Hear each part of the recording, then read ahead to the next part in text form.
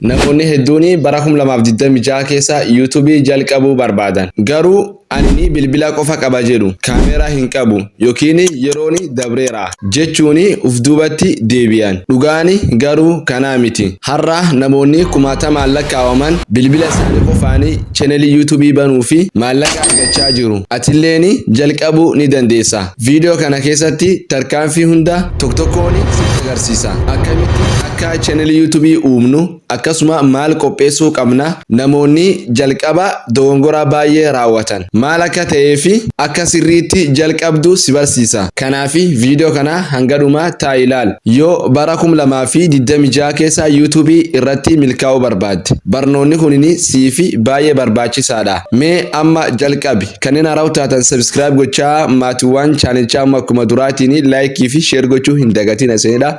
Gara viidiyoo. Jalqaba application YouTube irra seentaa. Irraanii bakki yaala tanaa taa'amyyuu itti tanaa taanaan gubbaa saree sana agarsiisan irra dhoofta. Irraanii bakki gubbaa tanaa taa'ama create channel itti tanaa irra dhoofta. Irraanii asitti bakki fastii kanatti maqaa kee channelii qoratta. As sanallee itti profile picture keetii keewwatta. Kulleen username inni nuufi sii kireetta. Asitti irratti tuqni amma maqaa channelii keenya filanna.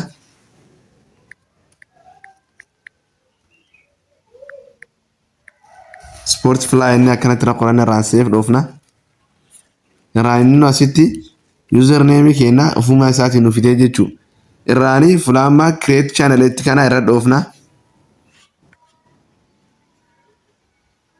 Amma channel keenya creatamee jira jechuudha. Akkanaanii channel YouTube uuman. Akkamitti akka viidiyoo postinu viidiyoo biraa keessa sanii qabadee dhufa. Kanneen haaraa ta'an subscribe gochaa maatiiwwan chaanichaa akkuma duraatiin like fi share gochuun dagatina.